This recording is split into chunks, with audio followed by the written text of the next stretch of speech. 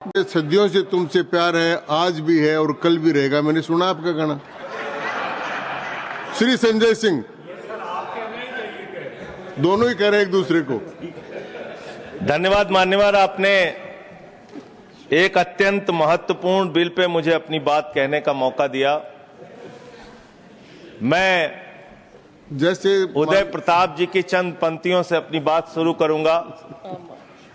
न मेरा है न तेरा है, ये हिंदुस्तान सबका है। नहीं समझी गई ये बात तो नुकसान सबका है। न तेरा है न मेरा है, ये हिंदुस्तान सबका है। नहीं समझी गई ये बात तो नुकसान सबका है। जो आकर मिल गई इसमें वो दिखलाई नहीं देती, जो नदियां मिल गई इसमें वो दिखलाई नहीं देती। महासागर बनाने में मगर एहसान सबका है। महासागर बनाने में मगर एहसान सबका है। मान्यवर, हम लोग बचपन से एक शब्द सुनते आए, सरकार माई बाप। सरकार माई बाप यानी कि जो सरकार होती है वो लोगों की माई बाप होती है, मां की तरह ख्याल रखती है, पिता की तरह ख्याल रखती है।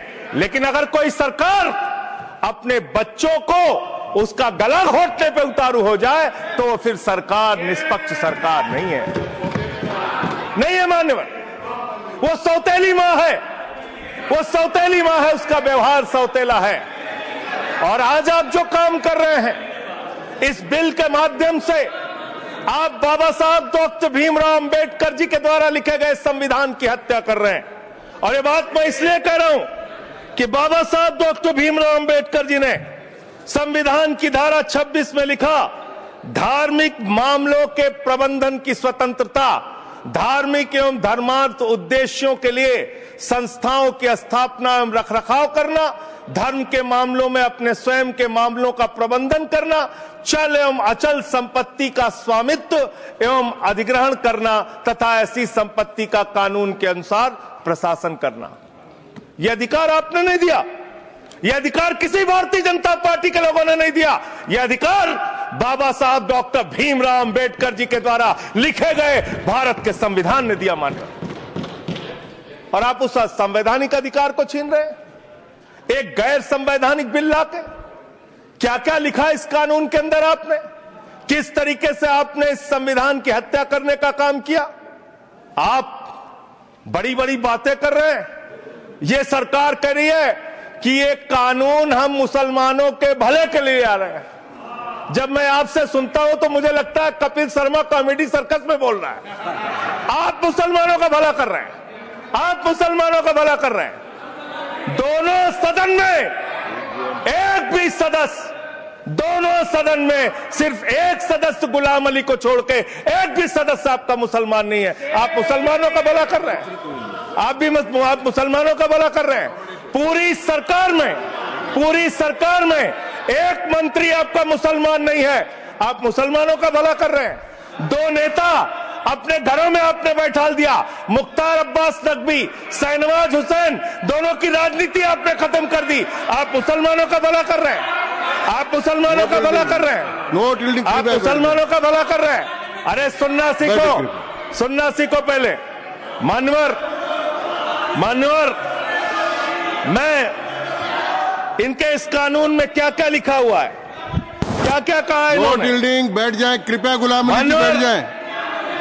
धार्मिक संपत्तियों को यह बिल कब्जा करने की नापाक कोशिश है। इतनी और धार्मिक संपत्तियों को सदन में इतनी कब्जा करने के लिए सदन में इतनी शांति है कि आराम से आप बोलोगे तो आराम से बोल रहा हूं सर। हाँ। आप बैठे हैं तो आपको देख के वैसे ही आराम आ जाता है। आपको देख के मैं वैसे ही आराम में रहता हूं सर। आप जब है आपका संरक्षण है तो आराम से ही बोल रहा हूं। बोलिए। मान्यवर, धार्मिक संपत्तियों को कब्जा करने की एक कोशिश है।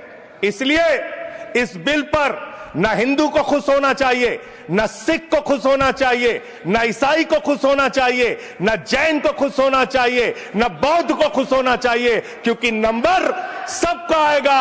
और आज वक्फ की संपत्तियां कब्जा करके आप अपने दोस्तों को देंगे, कल गुरुद्वारे की संपत्तियां कब्जा करके आप अपने दोस्तों को देंगे, फिर चर्चों की संपत्तियां कब्जा करके आप अपने दोस्तों को देंगे, फिर बौद्धों की संपत्तियां कब्जा करके आप अपने दोस्तों को देंगे, फिर जैनों की संपत्तियां कब्जा करके आप अपने दोस्तों को देंगे, फिर मंदिरों की जमीनें कब्जा करके आप अपने दोस्तों को देंगे। आप तो वो लोग हैं जिन्होंने प्रभु श्री राम के मंदिर में भी घोटाला किया। मान्यवर, प्रभु श्री राम के मंदिर के जमीन में घोटाला किया।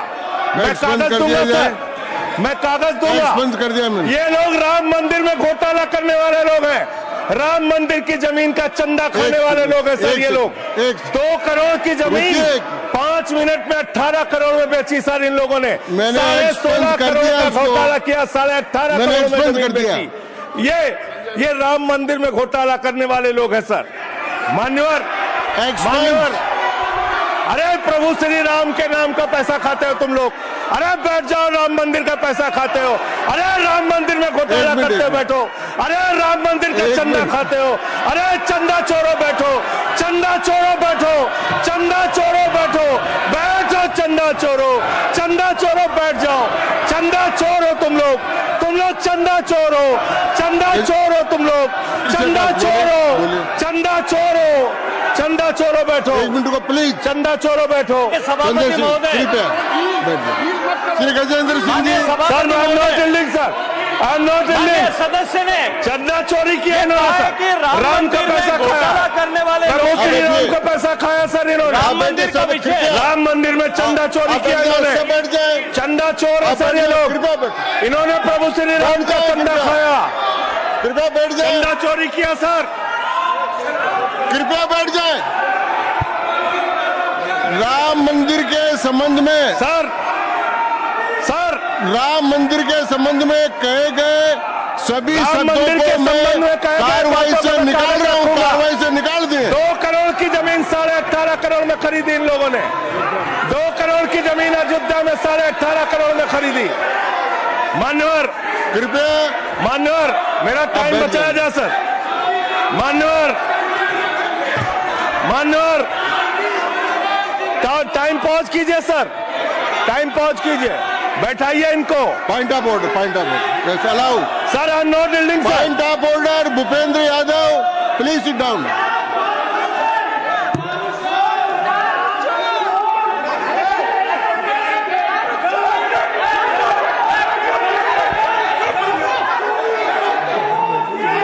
भाई पॉइंट ऑफ ऑर्डर मैंने दिया, आप जाइए स्थान पर, कृपया अपने स्थान पर जाएं। मैंने व्यवस्था का प्रश्न उठाने का मौका दिया भूपेंद्र जी यादव को। आप सब लोग अपने स्थान पर जाएं, कृपया अपने स्थान पर चले जाएं, कृपया अपने स्थान पर जाएं, कृपया बैठे। मैंने भूपेंद्र जी, कृपया बैठ जाए, कृपया। श्री भूपेंद्र यादव सर, मैं पहले Bhupendra ji, yes sir, Bhupendra Yadav sir, Madan ji Rathore कृपया बैठ जाएं। सर ये कृपया, मैंने भूपेंद्र जी यादव को व्यवस्था का प्रश्न उठाने की अनुमति दी है, लेकिन मैं पहले बता दूं कि राम मंदिर के बारे में जो कुछ इनको कहा मैंने उसको एक्सपेंस कर दिया है, वो कार्रवाई का हिस्सा नहीं है। आप बोलिए सर।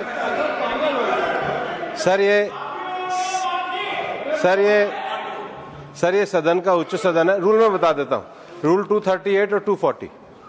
आप 238 और 240, 238 and 240, you read it sir. There are sir 2 rules है, 238, 240। मेरे को बुक की जरूरत नहीं है। हाउ टू स्पीक ये 238 है सर। 240 बड़ा इंपॉर्टेंट है जी सर। कोई भी सदस्य अगर इररिलेवेंट बोलता है, अगर तो ये चेयर की पावर है कि उस सदस्य को रोक सकते हैं। जो विषय डिबेट से जुड़ा हुआ नहीं है, जो विषय सदन से जुड़ा हुआ नहीं है, इररिलेवेंट विषय को आपको रोकने का अधिकार है। जो सदस्य संजय सिंह जी बोल रहे थे वो इररिलेवेंट है। तीसरा एक और विषय सर, 238 में बोलने के बाद जो असंसदीय शब्द है किसी भी पार्टी के बारे में, किसी के बारे में जो असंसदीय शब्द है वो बोले गए हैं तो उसकी भर्त्सना भी ये हाउस पूरी तरीके से करता है, माननीय और उसको हटाता है। माननीय स्पष्ट हाँ Tiruchi Shiva Sir, I also stand on the. Please I am allowing mister Tiruchi Shiva I also stand on the same rule, sir. 238 and 240. You didn't quote 238. You remember 240, but 238 you are well versed, I know, but you are not quoted. Nothing refer, only the rule number. yes Refer to any matter of fact on which a judicial decision is pending. No. Make a personal charge against a member. No. Please. What is? Please. Kindly listen. Hello, please. I'm on a point of order. I'm on a point of order. I'm on a point of order. Point of order आपने allow किया है। What is that? Point of order आपने allow किया है। Rule 240. बैठ जाए Sir, सुन ले एक बार sir. मैं निर्णय मुझे करना, आप तो सुन तो ले, आप बैठे Mr. Vice Chairman, only 240. 240 which is मैंने quoted, दोनों say- 238 Sir, sir. 240 दोनों देख लिए। Please, sir. हाँ। Rule 240 says, the chairman, after having called the attention of the council to the conduct of a member who persists in irrelevance or in tedious repetition, you didn't call, sir. Whether it is irrelevance or repetition has to be decided by the chair. So, the chairman, आप सुनो ना भाई, please hello, please. I am speaking to the chair. Please तो I am speaking to the chair. इधर देखिए ना। Sir, it is we leave it to your discretion and Yes. decision, sir. Yes. And not it is repetition or irrelevance can be decided by any other member, sir. Only you, sir. Okay thank you. मैंने श्री भूपेंद्र जी यादव ने 240 में ये और है कि अगर कोई दूसरा सदस्य भी किसी सदस्य के इरिलेवेंट डिबेट को सपोर्ट करता है तो उसको भी डिबार करना चाहिए, आपको शिवा को भी करना चाहिए। अब एक सेकंड, मेरी व्यवस्था यह है कि 238 240 के अंतर्गत मैंने ऑलरेडी जो असंसदीय सब थे वो और राम मंदिर के बारे में, क्योंकि ये विधेयक की परव्यू में नहीं आता है, इसलिए मैंने राम मंदिर के बारे में इनके लगाए गए इलेक्शन और असंसदीय शब्दों को कार्रवाई से निकाल दिया। धन्यवाद। मान्यवर आपने कहा कि इससे आप पिछड़े मुसलमानों का भला करने जा रहे हैं। सुनने में बहुत अच्छा लगता है कि आप पिछड़े मुसलमानों का भला करने जा रहे हैं। आपने इसमें कहा कि आप महिलाओं का भला करने जा रहे हैं। सुनने में बहुत अच्छा लगता है कि आप महिलाओं का भला करने जा रहे हैं, लेकिन ये सरकार और यहां पे इस समय मंत्री जी नहीं है, मैं उनसे पूछना चाहता हूं, आप देश को और सदन को गलत जानकारी क्यों दे रहे हैं? मानवर 2013 के वक्फ बिल में जो भारतीय जनता पार्टी की सहमति और सहयोग से पास हुआ, उसमें भी महिलाओं के लिए आरक्षण था। मना कर दीजिए कि नहीं था? मना करिए कि हम गलत बोल रहे हैं। मानवर मंत्री जी ने कहा 1 करोड़ सुझाव आया। मैं आपसे पूछना चाहता हूं, कितने करोड़ ईमेल आए, कितने करोड़ पत्र आए, कितने करोड़ सुझाव आए? पूरे देश को जानकारी दीजिए और मैं आपको दावे के साथ कह सकता हूं, जब पूरा सच सामने आएगा तो देश को पता चलेगा कितने लोग इस बिल के विरोध में थे, कितने लोग इस बिल के समर्थन में थे। मैं जेपीसी का सदस्य था मानवर, मैं कह रहा हूं आपसे लाइए। और आप पिछड़े मुसलमानों का भला करना चाहते हैं, मैं आपसे हाथ जोड़कर निवेदन करता हूं, विनती करता हूं, और हमारे जो मित्र उधर भी हैं, अगर आप मेरी बात से सहमत हैं तो समर्थन करना। समाज में छुआछूत को, बीमारी को मिटाने के लिए चलिए उठाते हैं कदम, और अगले सत्र में एक बिल लेके आइए। जितने भी हिंदुओं की कमेटियां हैं, ट्रस्ट है, बोर्ड है, उन सारे ट्रस्ट और कमेटियों में 80% आरक्षण दलित, आदिवासी और पिछड़े हिंदुओं को दीजिए। मैं समर्थन करूंगा आपका, माला पहनाऊंगा आपको। आप पिछड़ों का भला करने की बात करते हैं, आप दलितों का भला करने की बात करते हैं। आपकी मातृ संस्था आरएसएस 100 साल तक आपने एक भी दलित, पिछड़ा और आदिवासी, एक भी महिला को आज तक आरएसएस का प्रमुख नहीं बनाया। आप दलितों और पिछड़ों और आदिवासियों की आरएसएस के बारे में भला करने की बात करते कर हैं। दीजिए। मानवर इस बिल में क्या लिखा है? आप जो भी बातें इस विधेयक के अलावा बोलेंगे, उन सब को मैं एक्सप्लेन सर, ये करूंगा। क्या उसमें सत्य नहीं है? क्या सर क्या ये सच नहीं है? सर मेरा टाइम रोका जाए। और सर बिल के बारे में बात करते हैं माननीय मंत्री जी ने कहा आज आप इस बिल को पास कर रहे हैं, आज आपका सीना चौड़ा हो रहा है, आपको लग रहा है एक धर्म के अधिकार को आप छीन रहे हैं। नहीं, कल को आप सभी धर्मों की धार्मिक संपत्तियां छीन के आप अपने दोस्तों का देने का काम करेंगे। मैं फिर इसको दोहरा रहा हूं और फिर इसको कह रहा हूं कि आप ये करेंगे, धार्मिक संपत्तियों के कब्जा करने का काम करेंगे। और किसी गलतफहमी में मत रहिए। आपको लोकसभा के चुनाव में मात्र 36% वोट मिला है।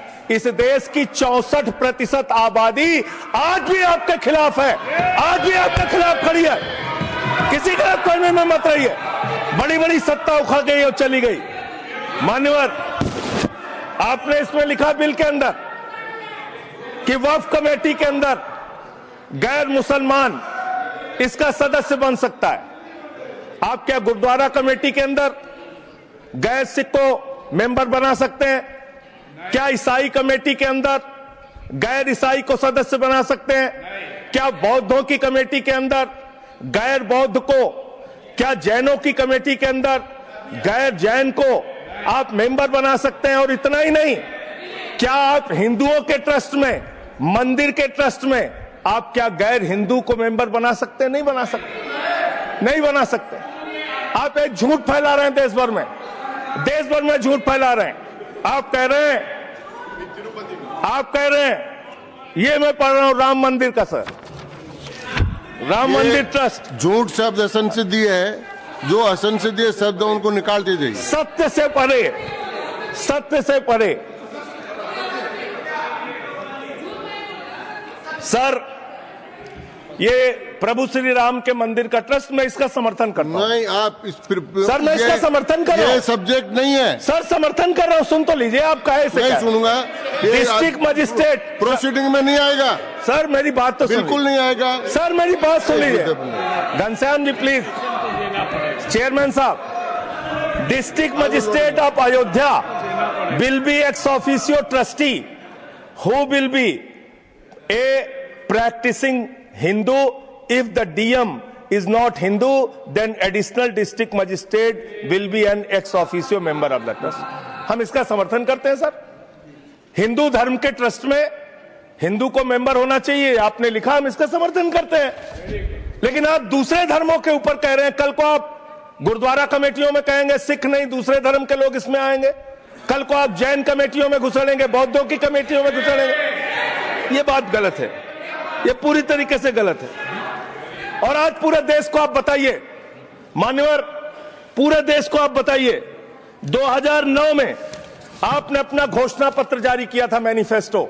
ये मैनिफेस्टो आपका लेके आया हूं, ये तो आपका डॉक्यूमेंट है, मेरे घर नहीं बना।